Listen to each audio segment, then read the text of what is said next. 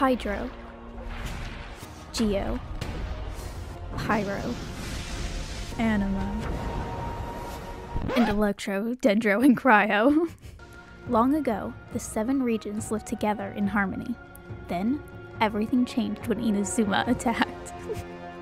The rest of the intro doesn't fit, but I believe the Traveler can save Teyvat. Was that something? Was that a good intro? Did that Basically, I realized that Genshin and Avatar have a lot of similarities, like with the elemental powers, and some of their regions are based off the same places. So I thought it would be fun to try and draw the Avatar characters as Genshin designs, like how they would look in the Genshin universe. Starting with Katara, as you can see here. So right off the bat, there's a teensy tiny issue, is Katara and Saka are from the Southern Water Tribe, which there is no equivalent in Genshin Impact region-wise. Now, if this was any other series, like if I was doing an anime that was set in Japan, I wouldn't just put them all in Inazuma, I would go off of like vibes, you know? Or like storylines that I think would make sense in the different regions. But because the Water Tribe is based off of Inuit culture, I do not think it's right to take that away and replace it with a whole different culture. That feels wrong for obvious reasons. So, instead of doing that, I'm designing her how I think Genshin would design characters from a region based on Inuit tribes. Does that make sense? I hope so. That was what I tried to do. Still trying to make it as Genshin-y as possible, and I know it doesn't really make sense in the Genshin universe to like add a whole new region. We're just gonna roll with it. Maybe it's like a sub-region or something in the Genshin world, but yeah. I still tried to make it very Genshin Impact. Now for her outfit, what I referenced the most was her, of course, her cartoon outfits, but also the comics. The comics have like slightly more detail in the outfits than the cartoon does, so those were really great to look at references, especially for patterns and stuff. But yeah, I added a lot more patterns and things like that because Genshin loves their patterns. I'm not. It's a struggle. Another thing Genshin does is they have long flowy bits on the ends of the characters. So for Katara, I went with a little bow. I'll explain why in a bit, but she's got a nice flowy bow in the back. And of course, I have to have a lot of asymmetry because every Genshin character, most Genshin characters, I'll get to that, have asymmetry in their designs. You know, taking these like consistencies in the Avatar design style and trying to apply them to these characters was the vibe. Another thing I did to try and make her look more Genshin-y is exaggerating the hair. I made her like hair loopies a little like thicker, as well as made the beads holding them bigger. A lot of Genshin characters have like things in their hairs, so that was one thing I wanted to include. I also made the bun bigger. It's like, also it's kind of splitting in two. Genshin again has a lot of like hair that splits, which I didn't really do for any characters, but I thought maybe a little remnant of that in the bun, an ode to it, you know? I also used Raiden's Shogun as reference for the braid, so it tapers in like Raiden's does a little bit. So yeah, I did keep her Water Tribe necklace because I felt like that's very important to her character design. And you know, maybe there are betrothal necklaces in Genshin too. We just haven't seen it. They add lore all the time, so I'm adding lore. So she gets to keep her necklace. I just think, you know, it's so Katara. Another thing I kept from the cartoon that's maybe not super Genshin-y is the water pouch that she carries around. In the show, obviously that's her source of water for bending, but I think in the Genshin world it could be her weapon, in that she's a catalyst user, and all 5 stars get a signature weapon, so I think it'd be fun if hers was a water pouch. I know that's very different from the normal catalyst weapons. We're just having fun here, you know? And while we're on the topic of what weapon I gave her, for vision, I think it's pretty obvious. I made her a hydro user. And I also made her a healer. Well, in my head. I didn't do anything to show that, but I think she would be a healer. That makes the most sense, right? Because she heals in the cartoon too. She also fights. I think she'd be like a balance, sort of like Kokomi. I also referenced Kokomi a bit, like I said earlier, with the bow, bringing it back. Kokomi has a big bow on the back, and I thought it'd be cute to reference that for Katara, because they're the same element and like character type that I made. Now, a fun thing in Genshin is, these are fan theories technically, about what the different visions mean to the character, like personality-wise.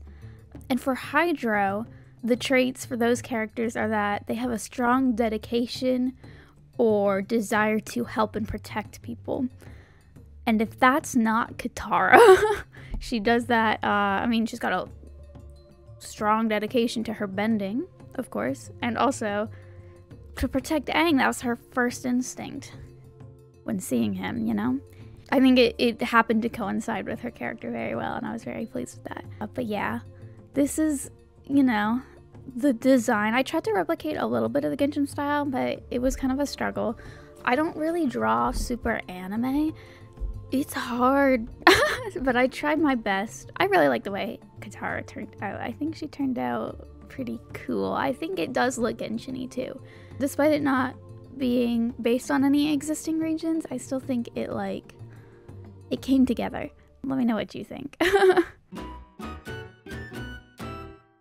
But next up is Zuko. And for Zuko, I got to, you know, he's from Fire Nation, which is based on Japan, so I got to use Inazuma characters for reference, which I did. But the main base of the design is inspired by his season 3 outfit and hair, which, you know, we all know that's peak Zuko. That's when he was looking his best.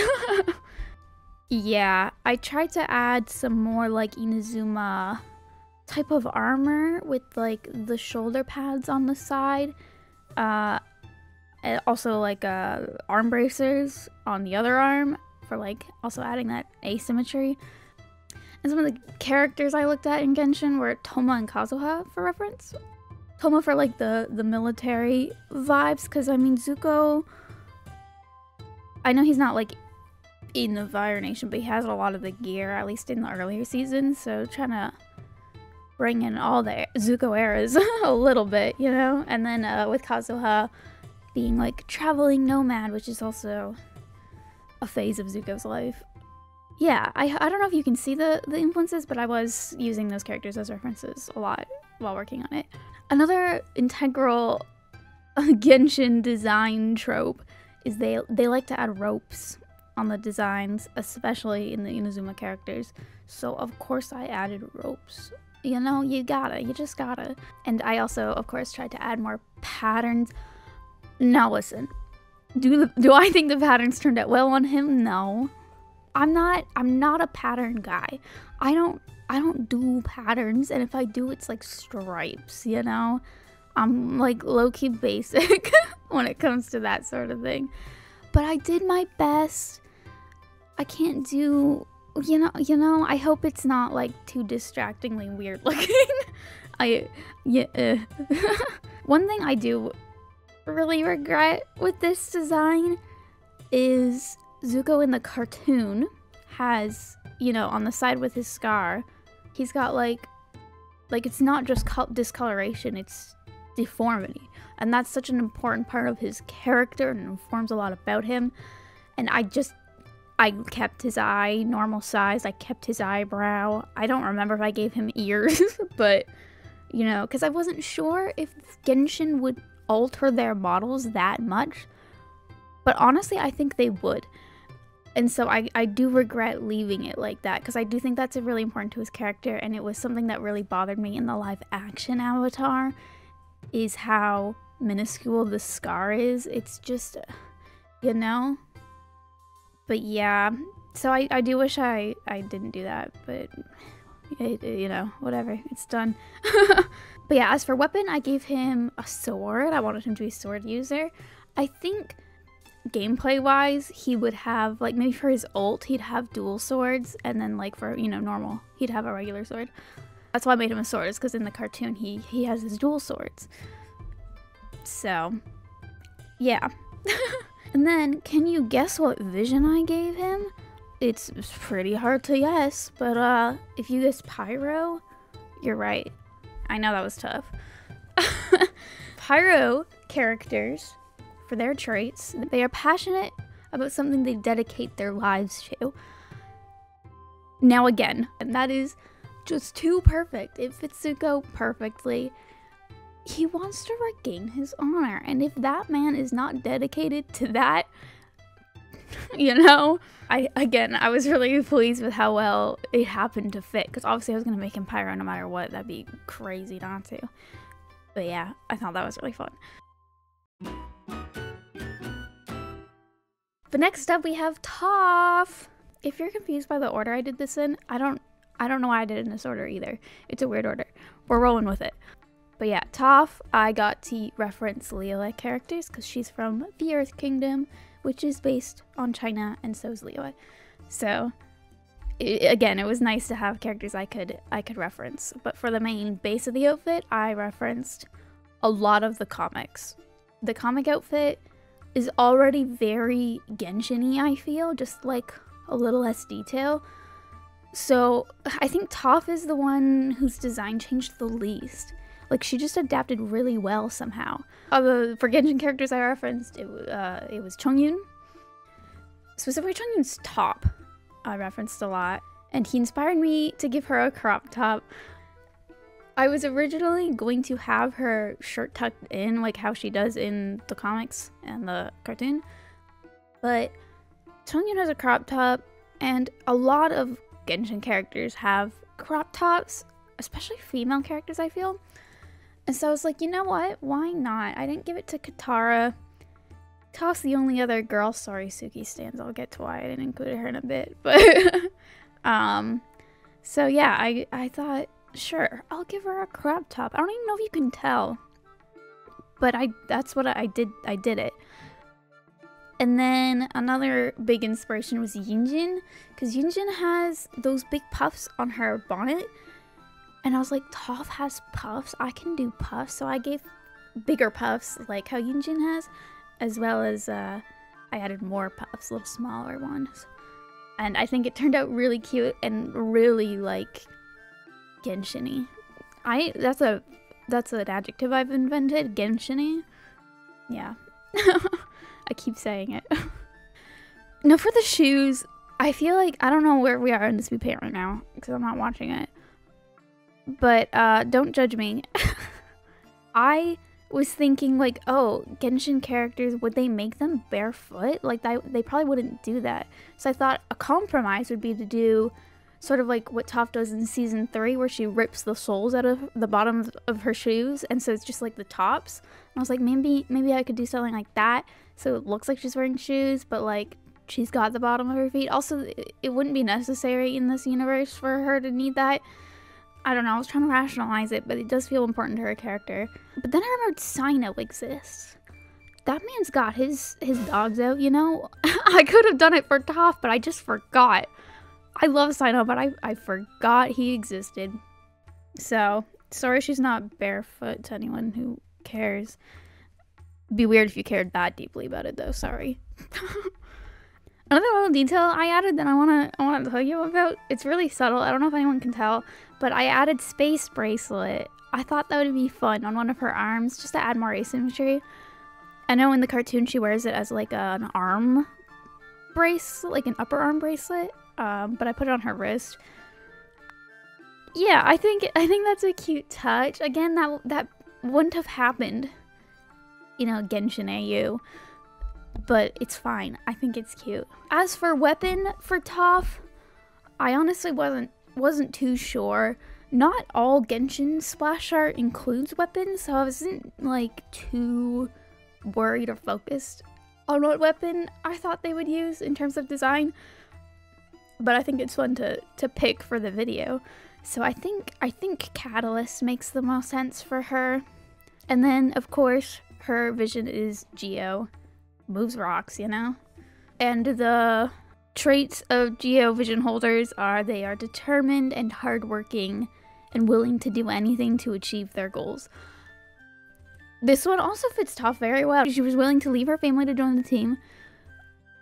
That's something she's willing to do in order to achieve her goals, I'd say. And I do think she's a very determined, hardworking, maybe sometimes, you know?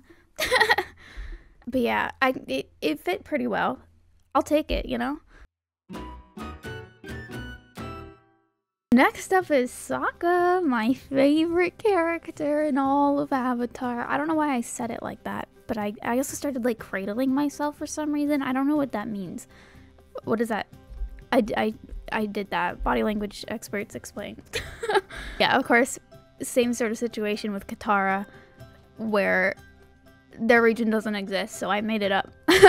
And again, same with all the characters above. I referenced the cartoon for the main outfit, as well as the comics. I forgot to mention for Katara, but I did the same thing with Saka, where I sort of combined their different seasonal outfits together. So like they keep the little fur bits and things like that they have in their winter outfits, but also like the short sleeves. I don't know. I think it's fun because it adds more detail, and it's still very them with the like detail. Does that make any sense? I'm not a very articulate person. I did write down what I wanted to say, and even still. So yeah. I also wanted to keep Sokka and Katara's designs pretty similar. I wanted to keep them very sibling-y. Similar to like Lynette and Linne. How their outfits kind of match each other, but are still different. So, you know, with Sokka and Katara, I gave them similar placements with their fur, and they both have like a little flowy doodad on the waist. Because again, you gotta add that in Genshin. Sokka's just kind of got this, I don't even know what it is, a long flowy, it's not even a bow. I don't think he'd like a bow. Another thing I did is I kept him a little more symmetrical than the other characters. There's a handful of Genshin characters that are very symmetrical, like Zhongli and Hu Tao and others that I can't think of right now. And those characters tend to be a little more like formal, if that makes sense, or like they want to be taken seriously, and I think that makes sense for Sokka. So having a more symmetrical design, I feel like that caters to his personality very well. So yeah, that was just like a little thing I was thinking about while doing the design, and it made my life a little bit easier as well. Now as for weapon, of course he's a sword user, space sword, you know? I think that's what his signature weapon would be space sword, but more fantastical. I didn't draw it, but I did draw the boomerang on the back, on his back. I think one of his moves, probably his old move, would involve the boomerang. Kind of like Cole, you know? I think that would be fun. Now as for vision, I know what you're thinking.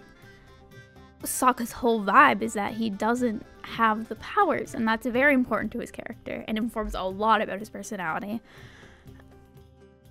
But every Genshin player character has a vision, and all the NPCs with no visions are boring looking. So I wasn't just gonna make him an NPC he is Sokka, you know? He deserves to be a 5-star player character. I just gave him cryo so he can like complement Katara. We're just gonna go with it. This is just for fun, you know? It's a for fun design video.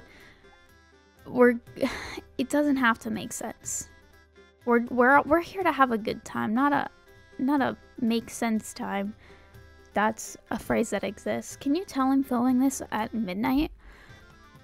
Probably not, right? Also, traits of cryo characters are that they are at some sort of crossroads, and they're torn between responsibilities and desires.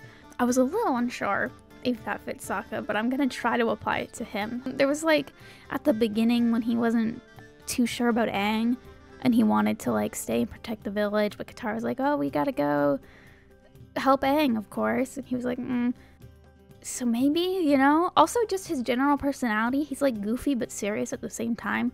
Is that someone being at a crossroads? I don't know. We're looking too deep into it maybe, but maybe someone else, if any of you have any other ideas on how that could apply to Saka, please do let me know. I literally just finished rewatching the show, but I couldn't think of fully how this would apply to him. Also, I forgot to add some of the shading to Saka. Please ignore it. He's my favorite character, but I really don't want to go back and add the extra shading that I gave Katara. So don't look at them next to each other, okay?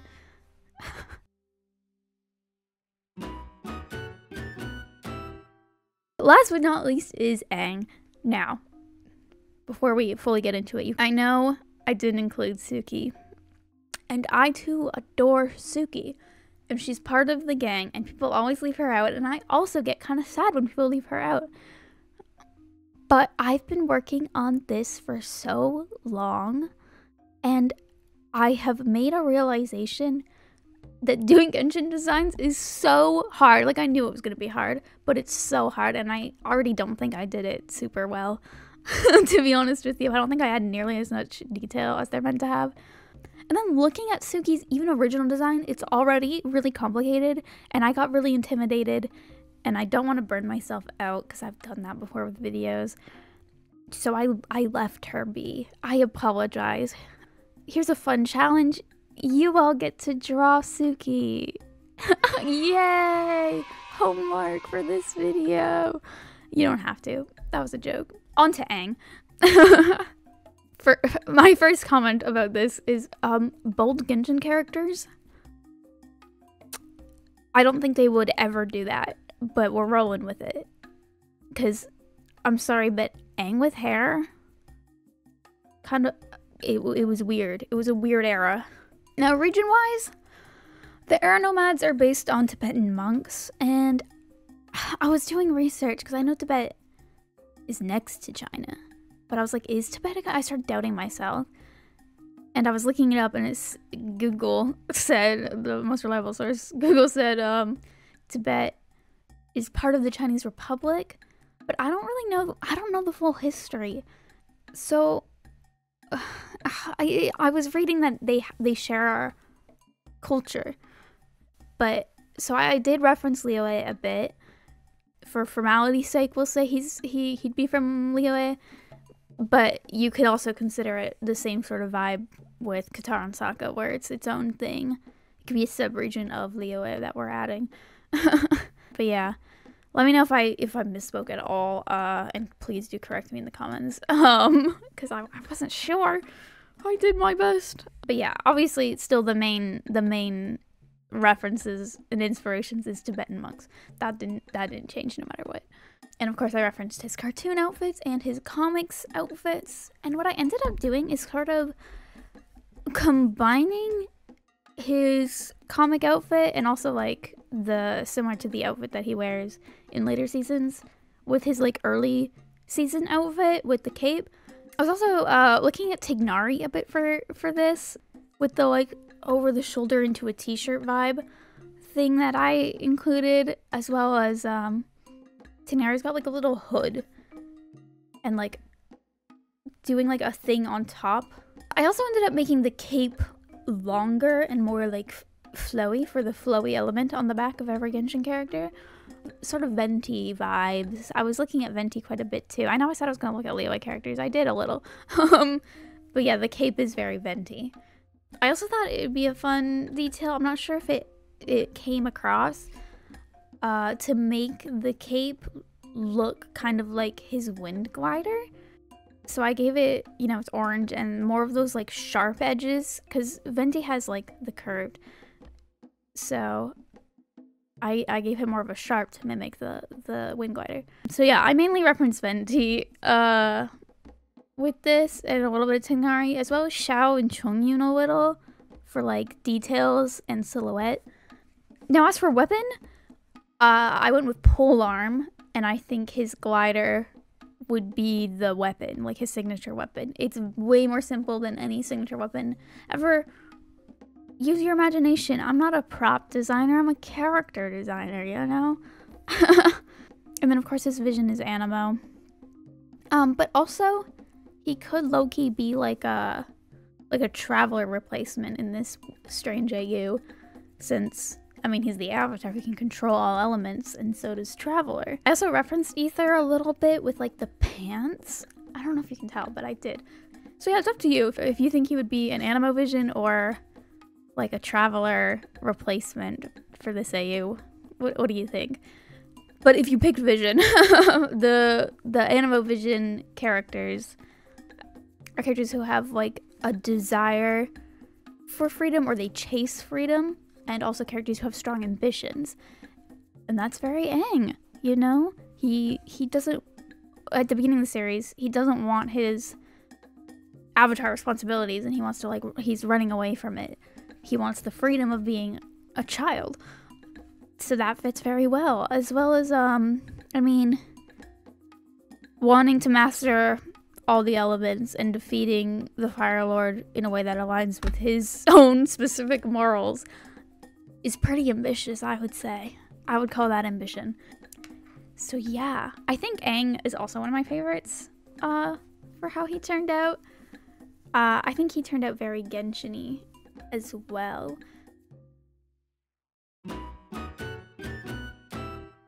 Let me know which one was your favorite. That's all the characters. This was so much fun.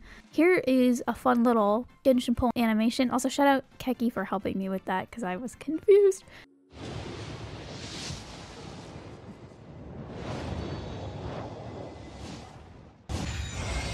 I will never, ever turn my back on people who need me. Hello, Zuko here. Yeah, let's break some rules! Saka, the meat and sarcasm guy. Typically, we start out our missions with a more upbeat attitude. Also, a fun thing I'm doing now is I'm adding fan art to the end cards. So if you've ever done fan art of me or any of my OCs, tag me and I'll put it in the next video. And thank you so much for watching. I'll see you in the next video. Bye bye.